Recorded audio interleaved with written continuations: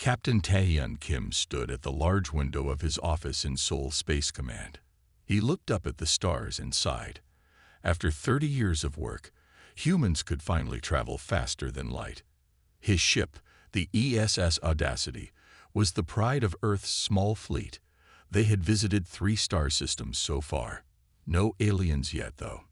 Captain Kim. Sir. A young officer knocked on his door. Come in, said Taehyun, turning away from the window. The officer looked worried.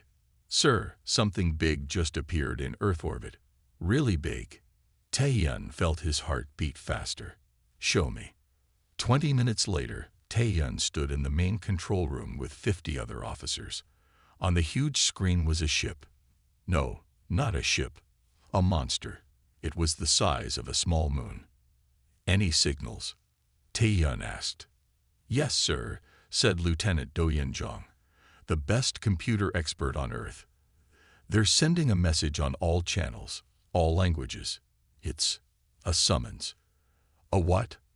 A summons, sir, like a court order, from something called the Galactic Council. Taehyun blinked. Put it on screen. The message was simple but shocking. Earth was ordered to send a representative to the Galactic Council headquarters within 7 Earth days. The reason? Humans had broken over 10,000 galactic laws. But we didn't even know there were galactic laws, said Taehyun. Do-yeon shrugged. They say ignorance is not an excuse. I sell ramen and beer. I'm not a space ambassador. Haesum Lee, aged 52, owner of Lucky Corner store in Busan, was shouting at the president of Earth on a video call. Mr. Lee, please calm down, said President Jae-in Choi. The alien ship won't talk to us again. They just sent the summons and a map. We need to send someone. But why me? The president looked embarrassed. The ship's computer picked you. It said you were the most average human on the planet. Haesung sat down heavily. Average. I'm average. Very average, said the president. And that's good. You represent all of us. The ship leaves tomorrow. Captain Kim will take good care of you. Dr. Joo Park was the best xenolinguist on Earth. That didn't mean much, since humans had never met aliens. But she had created the best translation programs and had studied every possible way languages could work. Now she was rushing to the ESS Audacity with 6 suitcases of equipment. Hurry up, Dr. Park, called Captain Kim from the ship's door. We leave in 20 minutes. 20 minutes. Joo nearly dropped a suitcase. I need days to prepare for first contact. Well, you've got 20 minutes. The council won't wait. Joo swore in Latin, Greek, and theoretical Martian. The ESA Audacity was Earth's fastest ship. It could bend space and travel faster than light. Even so, the trip to the Galactic Council headquarters would take 5 days. Taehyun called a meeting in the ship's main room. There were only 5 key people there. Himself, Dr. Park, Ambassador Lee, Lieutenant Jong, and Engineer Minji Kang, who kept the ship running. We need a plan, said Taehyun. We're going to meet aliens who think we've broken 10,000 of their laws. Haesum Lee looked sick. I don't know how to be an ambassador. I sell snacks. Just be yourself, said Taehyun. Be honest. Be human. Engineer Kang raised her hand. I've been looking at the map they sent. This council headquarters, it's huge, like planet-sized huge. Dr. Park nodded. And the message mentioned 127 species. We're going to be very, very small fish in a very, very big pond. Let's just hope they don't eat small fish, said Lieutenant Jung. No one laughed. 5 days later, the ESS Audacity came out of faster-than-light travel. Everyone on the bridge gasped. The Galactic Council headquarters wasn't a planet. It was bigger, much bigger. It was a ring around a star, like something from a science fiction movie. Said Ambassador Lee. I think I need new pants. Hundreds of ships flew around the giant ring. Some were small. Some were bigger than cities. The ESS Audacity, once the pride of Earth, now seemed like a toy boat in the ocean. A message came through the ship's computer. Dr. Park quickly ran it through her translator. "They're giving us landing instructions," she said. "They want us to dock at—" "Oh, what is it?" asked Taehyun. "They want us to dock at the pre-sentient development zone." "The what?" asked Haesung. Dr. Park looked worried. "I think they don't believe we're fully intelligent." The landing was smooth. The docking area was huge, with hundreds of different ships. Many didn't look like ships at all. Some were just balls of light. Others looked like giant sea creatures. "Stay close," Taehyun told his small team as they left their ship. "Don't touch anything. Don't eat anything. Let Dr. Park do the talking until we get our translators working." The air smelled strange but breathable. The gravity was a little lighter than Earth. And the beings, the aliens, were everywhere. Some had 6 legs. Some had none. Some floated. Some rolled. Some were taller than trees. Some were smaller than mice. All of them looked at the humans with interest or disgust, or something the humans couldn't understand at all. A tall, thin alien with blue skin and 4 arms approached them. It spoke, and their translator devices beeped. "Welcome, Earth primitives. I am Counselor Glixnorb. I will be overseeing your case." Haesung stepped forward, trying to look dignified in his new suit. "Thank you for welcoming us. We are honored to—" "Silence," said Glixnorb. "Presentients should not speak until asked a direct question. Follow me to processing." The humans looked at each other in shock, but followed quietly. The processing room was white and clean. Machines scanned the humans from head to toe. Other aliens in what looked like lab coats studied the results. "Interesting," said one, poking at Taehyun's arm. "They have only 2 arms. How do they build things?" "Their heads are so round," said another. "Is that where they keep their secondary brain?" Haesung was getting angry. "We can hear you, you know. We're not animals." Glixnorp made a sound like a laugh. "Of course you're animals. All biologicals are animals. The question is whether you're sentient animals." Dr. Park stepped forward. "We have faster than light travel. We have art, music, literature, philosophy. Of course we're sentient." Glixnorp looked at her datapad. "According to our records, Earth is a Category 7 pre-sentient development zone. Your technology was most likely stolen or accidental." "That's ridiculous," said Taehyun. "The Council is never wrong," said Glixnorb.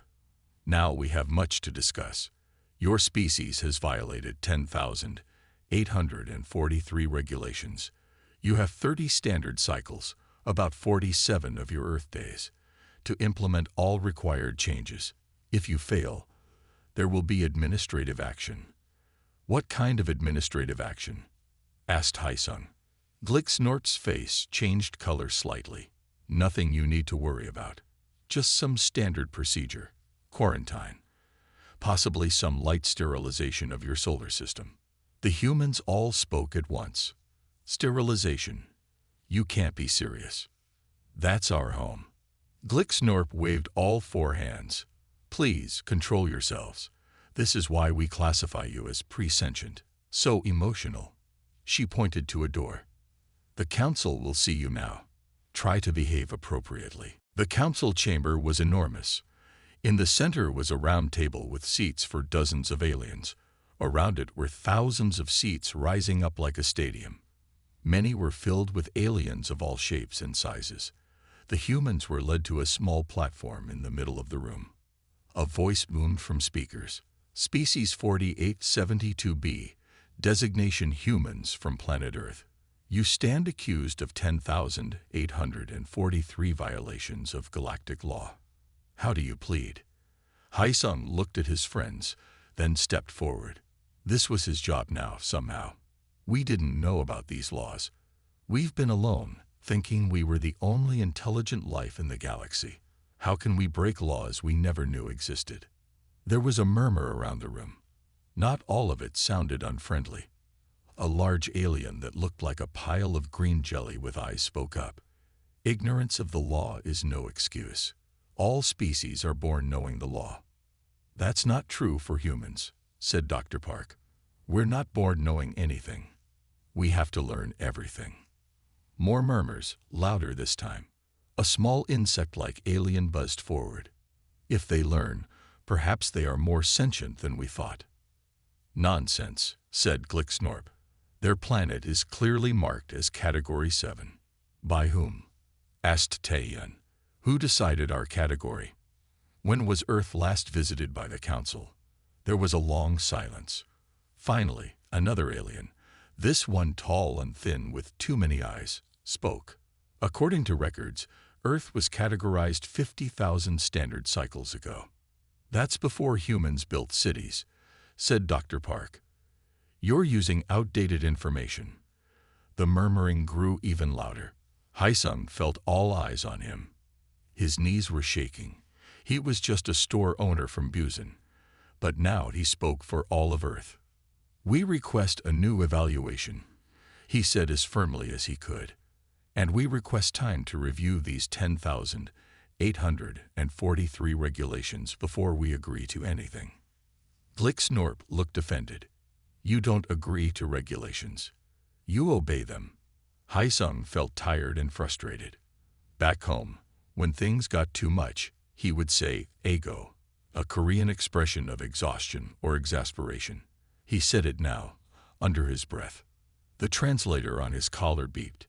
Then a voice boomed across the chamber, much louder than his small sigh.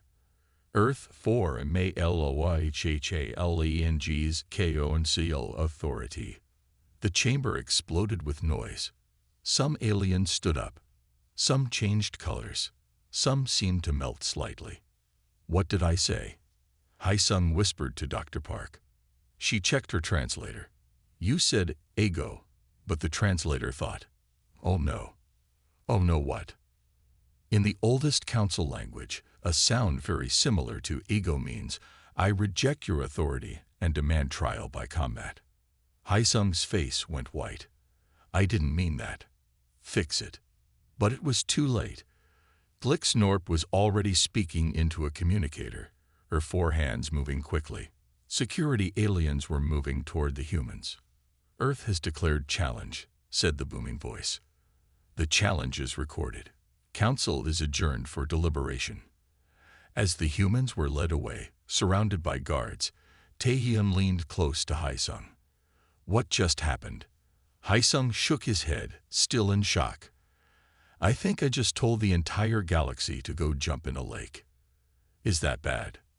Dr. Park answered, her voice low. Either very bad, or exactly what we needed to do. We'll find out soon. The 5 humans sat in a small plane room.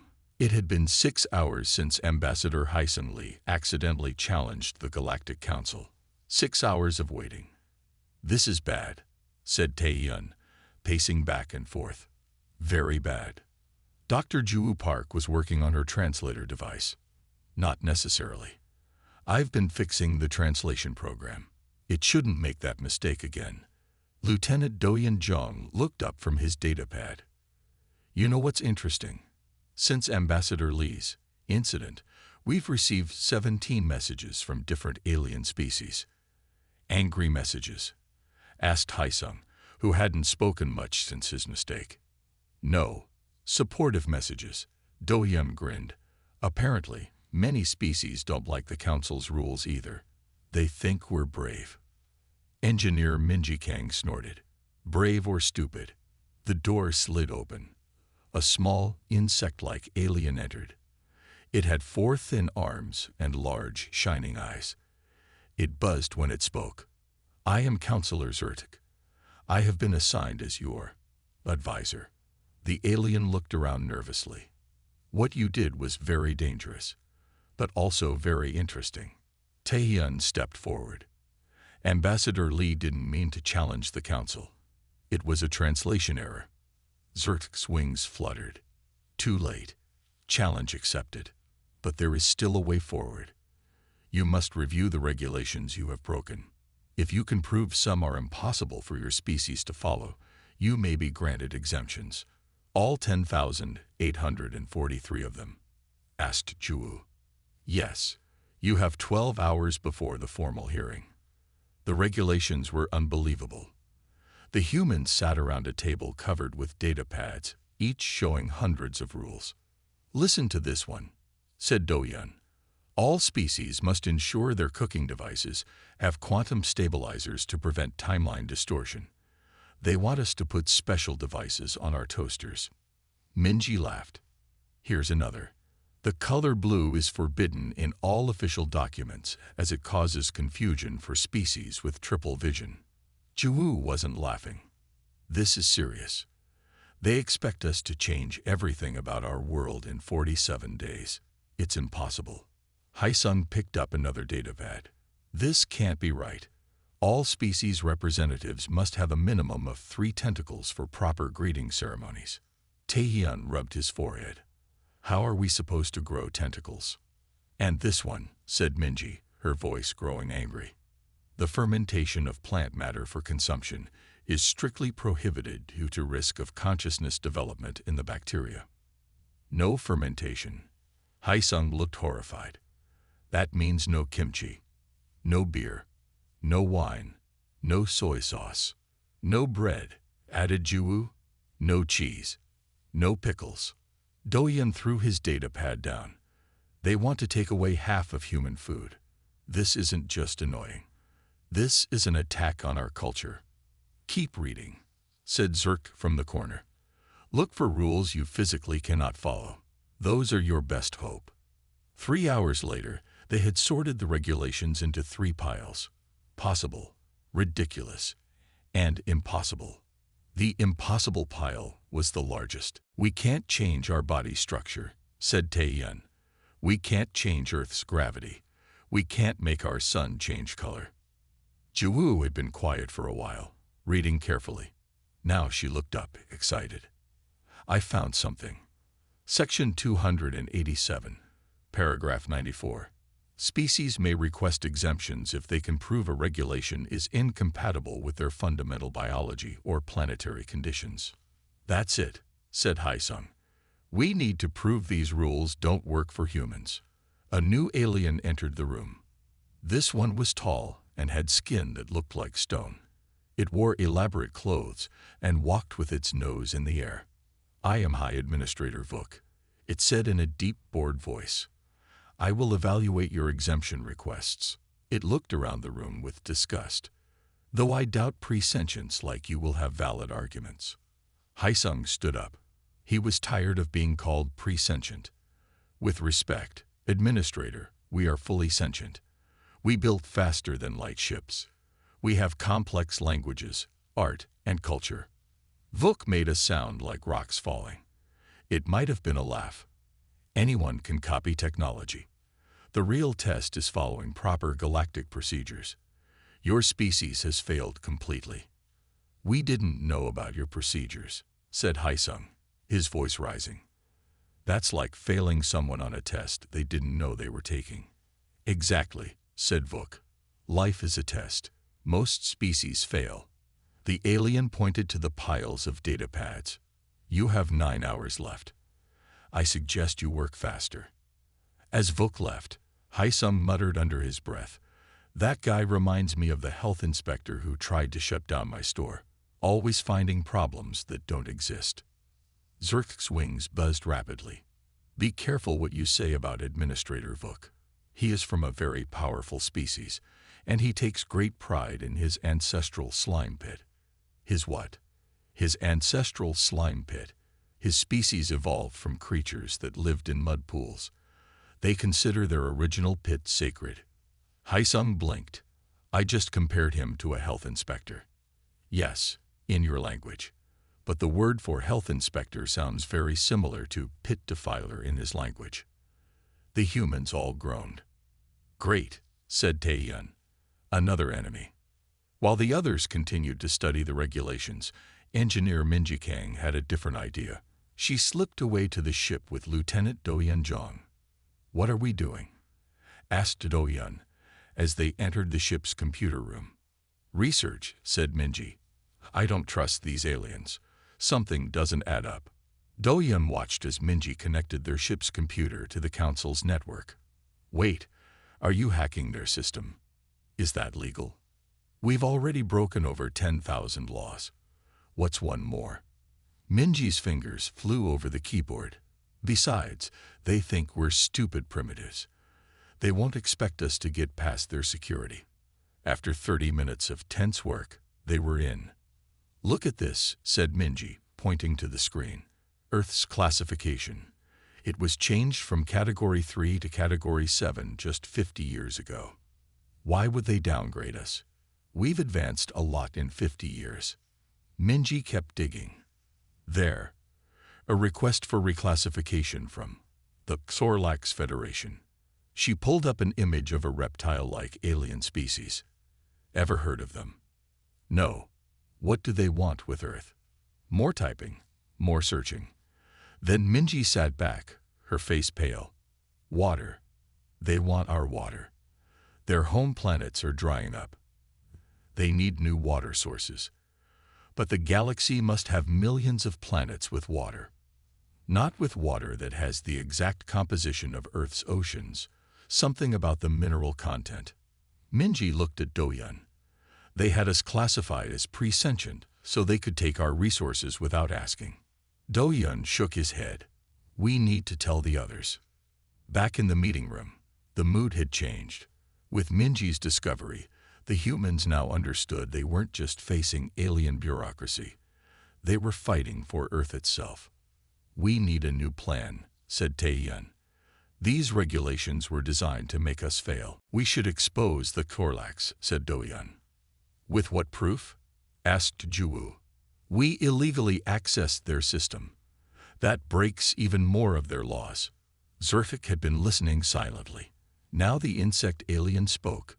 You need more allies, and you need to understand council politics. Haisung nodded. Teach us, counselor.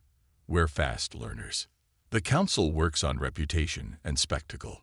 You have already created a spectacle with your challenge. Now you need to perform well at tomorrow's hearing. How do we do that? Asked Taeyun. Show them something they've never seen before. Show them what makes humans special. That night, something strange happened on the council station. Videos of humans began spreading across the alien networks. Humans singing. Humans dancing. Humans cooking. Humans building. Humans caring for each other. Lieutenant Doyun had accessed the station's communication system and released hundreds of Earth videos. Dr. Juwu had added translations in all major alien languages. And the aliens were fascinated. This game they play with the round ball and their feet. Amazing. Look at how they prepare their food. So many different ways. Their young ones are so cute. They make music with their mouths and simple tools, yet it's so complex. By morning, the humans had become celebrities. Crowds gathered to see them as they walked to the council chamber for the hearing. Some aliens even asked for pictures or signatures. This is weird, said Haisung as a floating alien took a selfie with him. This is good, said Zertk. The council cannot ignore public opinion completely. The council chamber was even more packed than before. Thousands of aliens watched as the 5 humans entered. Administrator Vuk looked annoyed at the cheers that greeted them. Order, shouted Blixnor, using all 4 arms to bang a gavel. This hearing will come to order. The room quieted. Blixnor continued, Species 4872b, designation humans from planet Earth. You have reviewed the regulations you have violated. Do you agree to implement all 10,843 changes within 30 standard cycles? Haisung stepped forward. No longer nervous, he stood tall. He was not just a store owner today. He was Earth's voice. No, he said clearly. We do not. Gasps and murmurs filled the room. Instead, Haisung continued, we request exemptions under Section 287, Paragraph 94. Many of these regulations are impossible for humans to follow. Others would destroy our culture. We are willing to adopt reasonable rules, but we cannot and will not change who we are. Administrator Vuk laughed his rocky laugh. As expected from primitives, You refuse to evolve. Captain Taehyun stepped forward to stand beside Haesung. With respect, Administrator, we have evolved. Just differently from you. We don't have 3 tentacles. We don't have slime pits. We have our own ways. We also, said Engineer Minji, joining them, have discovered something interesting about our planet's classification. Counselor Glixnor quickly banged the gavel again. That is not relevant to this hearing. But a new voice spoke up. A reptilian alien in elaborate clothes stood. I believe it is relevant. I am Counselor Ternax of the Xorlax Federation. If Earth wishes to discuss classification, let them. Haesung looked at the reptilian alien. So this was their enemy. The one who wanted Earth's oceans. Thank you, Counselor, said Haesung. We discovered that Earth was Category 3 until 50 years ago. We were downgraded without inspection or contact. We believe this was done to make it easier to take Earth's resources. Ternax's scales changed color slightly. A serious accusation. Do you have proof? We can discuss proof later, said Haesung, remembering the illegal hacking. Right now, we want to focus on the regulations. We have a proposal. Lieutenant Do-Yun stepped forward with a datapad. We've analyzed all 10,843 regulations. We can comply with 4,216 of them immediately. Another 3,102 need minor modifications to work with human biology and Earth conditions. Dr. Juwu joined them, completing the line of 5 humans standing united. For the remaining 3,525 regulations, we'd propose alternatives that achieve the same goals, but in ways that are compatible with human life. Administrator Vuk made a dismissive gesture. Alternatives are not permitted. The regulations are absolute. Actually, said a small voice from the crowd. It was Zvertic. According to Section 42, Paragraph 1209, species may substitute their own equivalent regulatory framework if it achieves the same goals as the original regulations. Vuk looked furious. Glixnorp looked confused. Ternax looked worried. Haesung smiled. We call our alternative the human way. We've prepared a presentation. As the lights dimmed and the presentation began, Haesung felt a strange mix of fear and hope. Earth's future would be decided today. The council chamber fell silent as the lights dimmed. All eyes turned to the 5 humans standing in the center. Ambassador Haesung Lee took a deep breath. This was the moment that would decide Earth's future. Before we begin our presentation, said Haesung, we must complete the ritual opening ceremony. That is the rule, yes. Counselor Glixnorp nodded with all 4 arms. Yes, the ceremony of truth and justice must be performed. Haesung looked at Dr. Juwu Park, who stepped forward with a small device. We studied the ceremony requirements, she said. We are ready. What followed was a disaster. The ceremony required the humans to sing in 3 different tones at once, impossible for human voices, balance on their middle limbs. Humans didn't have middle limbs, and spit a special blue liquid 3 meters into the air. The liquid made humans cough uncontrollably. By the end, the humans were covered in blue stains, several were coughing, and Ambassador Lee had fallen on his face twice. Many aliens were laughing. Administrator Vuk looked pleased. As I said, presentience. But Captain Taehyun Kim stepped forward. With respect, this ceremony was designed for beings with different bodies and abilities than humans. It's like asking a fish to climb a tree or a bird to swim deep underwater. Exactly, said Dr. Park. And that's the whole point of our presentation. Lieutenant Do-Yin Jung activated his datapad, which connected to the big screens around the chamber. One rule cannot fit all species, not even in ceremonies. The screens showed a series of images, a fish out of water, a bird underwater, a plant trying to run. Then it showed humans trying to follow various alien customs. The pictures were funny, but the message was clear. The regulations you want us to follow, said Engineer Minji Kang, are like this ceremony. They don't match who we are or how we live. A murmur spread through the crowd. Not everyone looked convinced, but they were listening.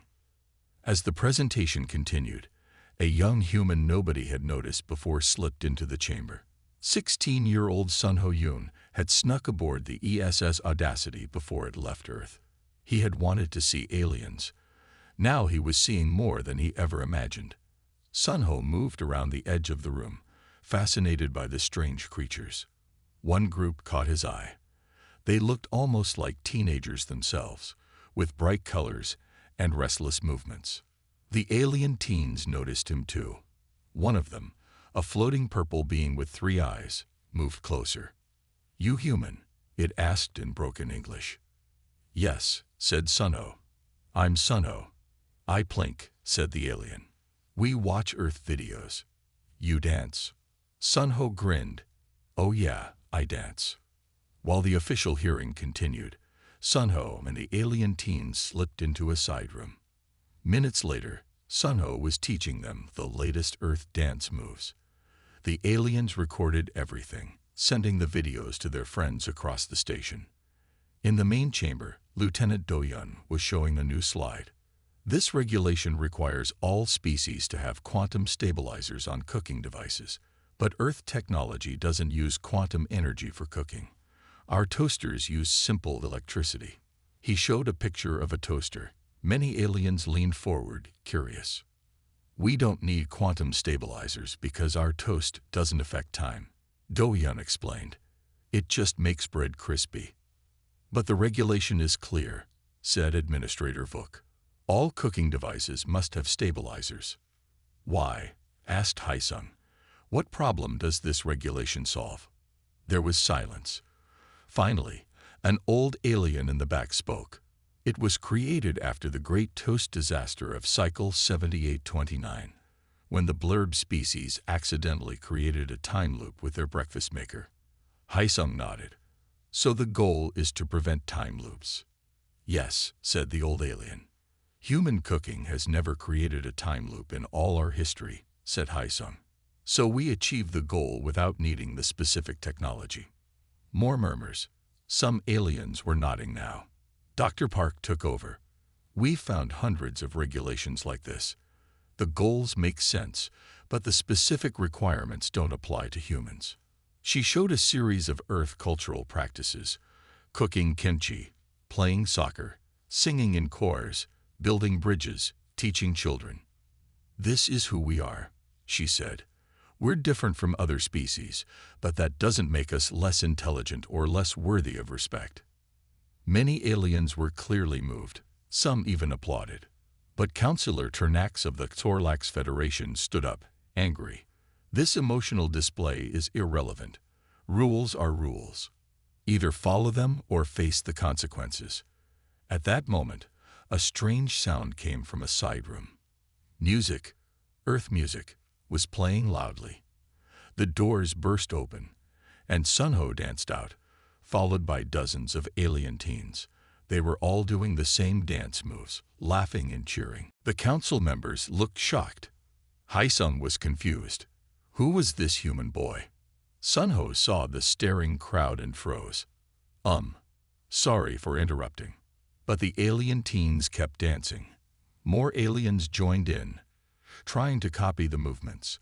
The serious hearing was suddenly turning into a dance party. "Order!"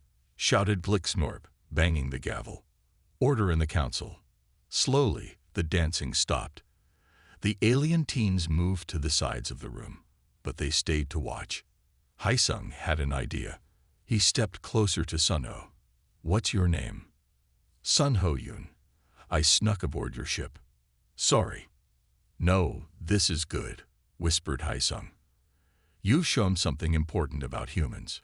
He turned back to the council. "This young human has done what we adults have been trying to do. He's shown how humans connect with others. Through music, through dance, through shared joy. This is the human way."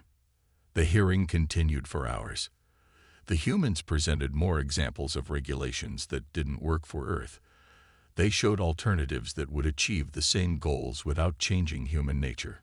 Engineer Minji had discovered a hidden subsection in the Council's oldest laws. She put it on the big screen for all to see. Species diversity shall be preserved and respected. The Council exists to guide, not to change the fundamental nature of its members. This law, said Minji, is older than any regulation about toasters or blue documents or tentacle greetings. It's the foundation of your council, and it supports our request for appropriate rules that respect who we are. The aliens were listening now, really listening. Even Administrator Vuk looked thoughtful. But Councillor Ternax was getting more and more angry. Enough of this nonsense. Earth is a primitive world with valuable resources. It should be managed by those who understand its true worth. Captain Taeyun stepped forward. And there it is. The truth comes out. This isn't about regulations. It's about taking Earth's water. Shock spread through the chamber. Ternax's scales changed color rapidly. Lies, he hissed. Earth's classification is based on scientific evaluation. Then let's have a new evaluation, said Haisung. A fair one, with witnesses from many species. The tension was broken by a beeping sound. Dr. Park checked her device. It's a call from Earth. President Jae-Yun Choi wants to join the hearing. Glixnorp reluctantly agreed. A large screen activated, showing the face of Earth's president. He looked tired and confused. Ambassador Lee, is that you? What time is it there? It's 3 a.m. in Seoul. Mr. President, said Haisung, we're in the middle of the council hearing. It's very important. Right. The president yawned. How's it going? Haisung gave a quick summary. The president nodded, his eyes drooping. So they want our water. Tell them. The president's head dropped forward, then jerked back up. Tell them Earth's resources belong to humans. We're happy to trade fairly, but we won't be pushed around. An alien that looked like a tall plant leaned toward a neighbor. Their leader falls asleep during critical negotiations. Is this a power move? Must be, whispered the neighbor. Very intimidating. The president's head dropped again. This time he started snoring softly. Haisung cleared his throat. The president has been working very hard on Earth Council relations. As you can see, he's deeply committed. Surprisingly, many aliens nodded with respect. In some cultures, falling asleep during meetings was a sign of great confidence or trust. As the hearing neared its end, a new alien entered the chamber.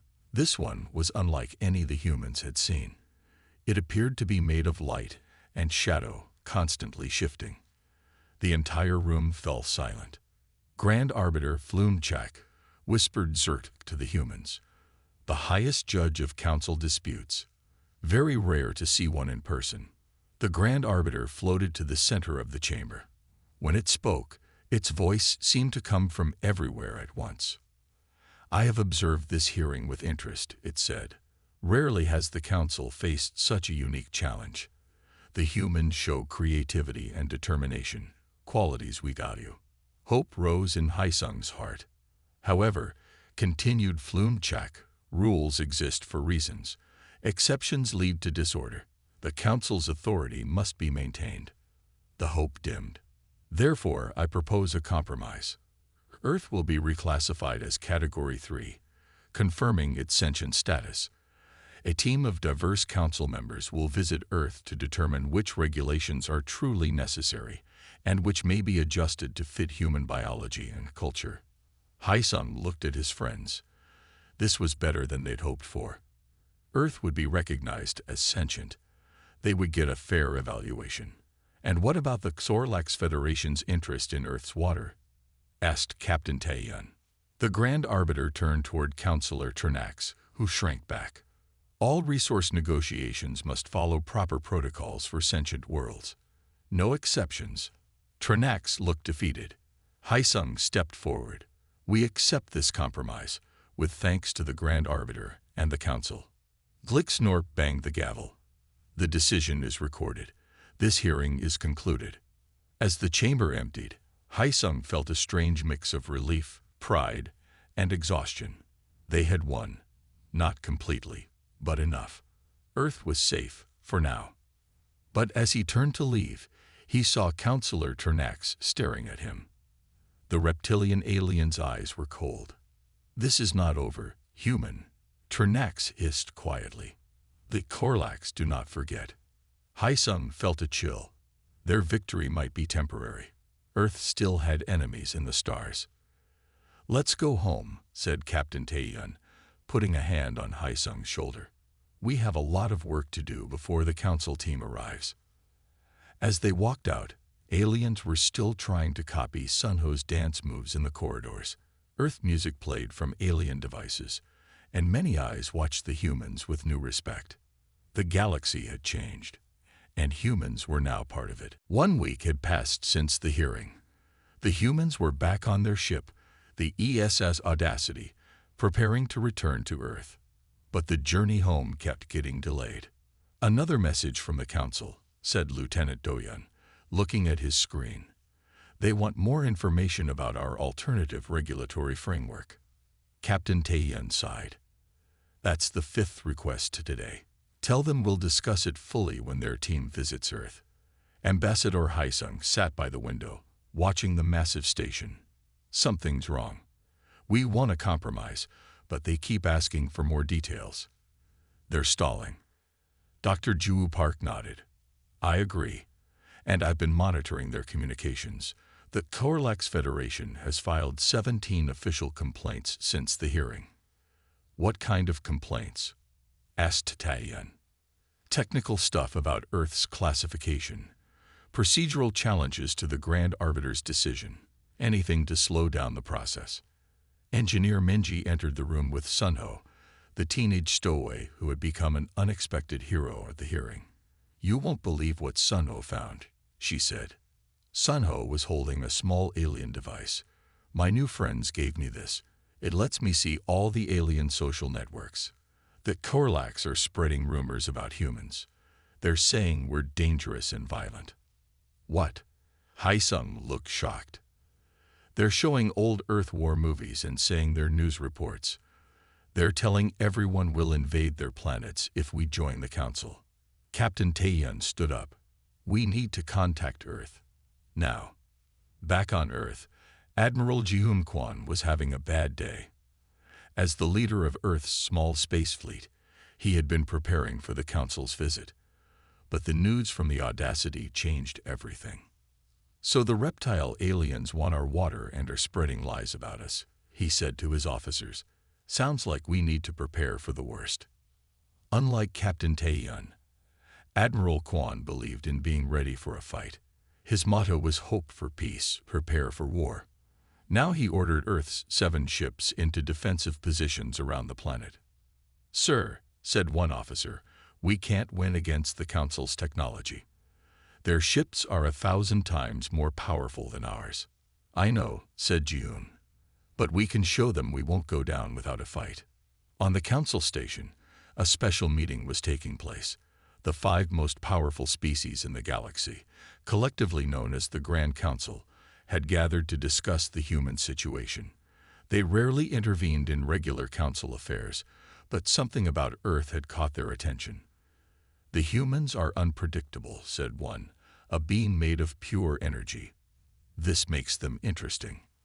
"They are also adaptable," said another, who looked like a giant brain floating in liquid.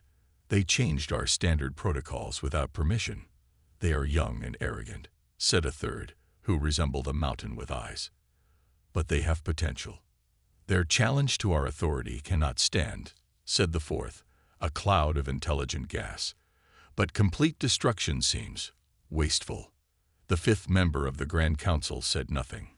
This was Pixel, a tiny creature that looked like a white mouse with 8 eyes. Despite being the smallest member, Pixel was actually the oldest and wisest of the Grand Council. Finally, Pixel spoke in a soft voice. "Let us watch what they do next. Their response will tell us everything we need to know." 2 days later, a message arrived from Earth. The council chamber was filled again as the message played on the big screens. President Jae-in Choi appeared, looking much more awake than before. Behind him stood Admiral Kwan and a woman the aliens hadn't seen before. "Greetings to the Galactic Council," said the president. I am pleased to introduce Yunho Ryo, Earth's cultural attaché, who will help our worlds understand each other better." Yunha stepped forward. She was calm and elegant, with a friendly smile that somehow felt genuine even to alien eyes. "Honored council members," she said, "Earth has reviewed your requests for more details about our alternative regulatory framework. We have also noted the concerns raised by the Thorlax Federation about human trustworthiness." The camera moved to show Admiral Kwan, who stood straight and serious in his uniform. "We have positioned our defense fleet as a precaution, not a threat. We hope for friendship but will protect our world if necessary." Councillor Ternax hissed from his seat. "See, they prepare for war already." But Yunha continued smoothly. "Any species would defend its home. This is natural. But our true response is not military." She held up a small data device. "This contains Earth's official response to the Council's latest requests." The transmission ended. A moment later, a single word appeared on the screens. Asterisk asterisk NIH asterisk asterisk. The council chamber exploded with noise. Some aliens laughed. Others shouted in outrage. Many just looked confused. "What does this mean?" demanded Glixnorp, waving all four arms. "What is Na?" Ambassador Haisung stepped forward from where he had been watching with his friends. "It means no. It means we respectfully decline to provide more details until the agreement we already reached is honored." "This is an outrage," shouted Administrator Vuk. "No species can simply say no to the Council." "We just did," said Captain Taeyun, joining Haisung. Councillor Ternax stood up, his scales bright with anger. "This proves everything I said. Humans are rebellious and dangerous. They must be contained before they spread chaos throughout the galaxy." Many council members were nodding. The mood was turning against Earth. Then a voice spoke from the back of the chamber. "Wait." Everyone turned. Dr. Ju Park was looking at her translator device with wide eyes. "There's something interesting here," she said. "In the oldest language of the Council, the word that sounds like Na has a special meaning. It's not just no. It's an ancient ritual response, used when a species believes it's being treated unfairly." The chamber went quiet. Ju continued, "According to my research, when a species says this word, it triggers something called the judgment of true intent. The Grand Council must examine the situation personally." As if on cue, the lights in the chamber dimmed. 5 figures appeared at the highest seats, the Grand Council themselves. Most aliens looked shocked to see them. "Dr. Park speaks truth," said the being of pure energy. "The ancient word has been spoken. The judgment of true intent is invoked." "But they didn't know," protested Ternax. "They can't accidentally trigger our oldest laws." "And yet," said the floating brain, "they did. Perhaps this is not accident, but destiny." Pixel, the tiny white creature, stood on its chair to be seen. "Humans of Earth, you have challenged our authority twice now. First with Ego, then with Na. Either you are incredibly lucky or incredibly wise." Haisung bowed respectfully.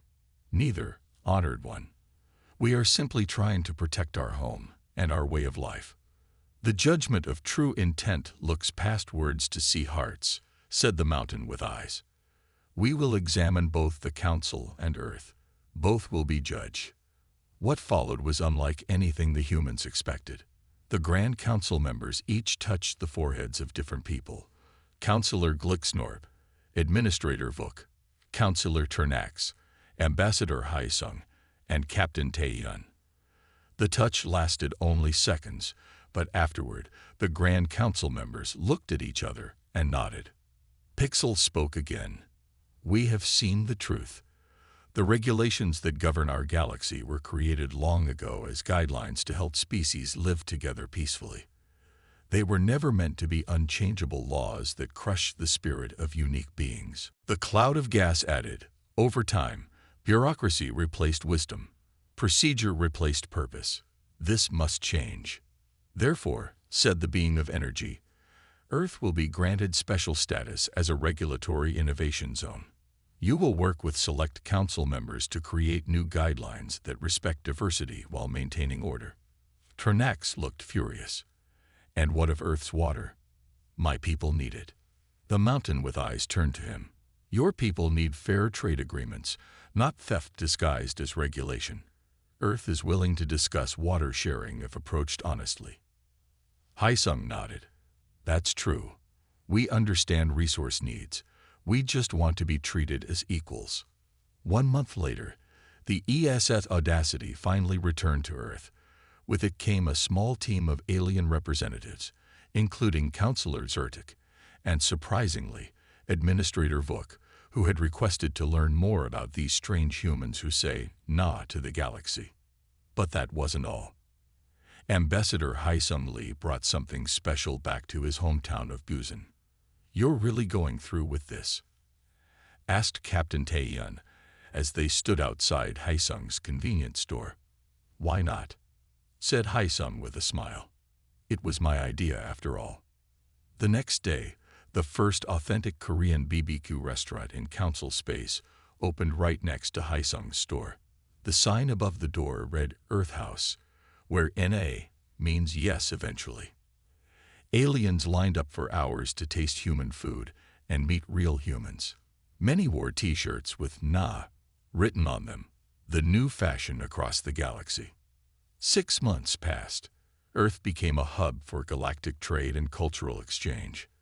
The Korean way, Haisung's simplified regulatory system, was adopted by 17 other species who were also tired of the old rules. Admiral Kwan still kept the fleet ready, but now aliens came to train with human pilots, learning from each other. Yunha Ryu became the galaxy's favorite human diplomat, known for explaining complex Earth concepts like humor, music, and love to confused aliens. Sun Ho-yoon started an interspecies dance school that became wildly popular. And on the council station, a small statue was erected in the main hall. It showed Ambassador Haisung Li, ordinary store owner from Busan, standing tall and saying a single word that changed the galaxy. 1 year after the first contact, a new Earth embassy opened on the council station. Captain Taeyun, now promoted to admiral, cut the ribbon with Ambassador Li beside him. Did you ever imagine this? Asked Taeyun, looking at the grand building with the Earth flag flying high. Never, said Haisung. I just wanted to run my store and live a quiet life. Taeyun laughed. Well, your life is anything but quiet now. Above the embassy entrance, a sign glowed in multiple languages, but the largest word, visible from across the station, was simply nay. Below it, in smaller letters, Earth's most powerful word, use with caution. Aliens and humans alike took pictures beside the sign, laughing together, and in a quiet corner, Pixel of the Grand Council watched with all 8 eyes. Interesting creatures, these humans, Pixel whispered to itself. They say nod when they mean, we have a better idea. I think the galaxy needed that more than it knew. The tiny creature hopped down and disappeared into the crowd, leaving the humans and their new alien friends to continue changing the galaxy, one nah at a time.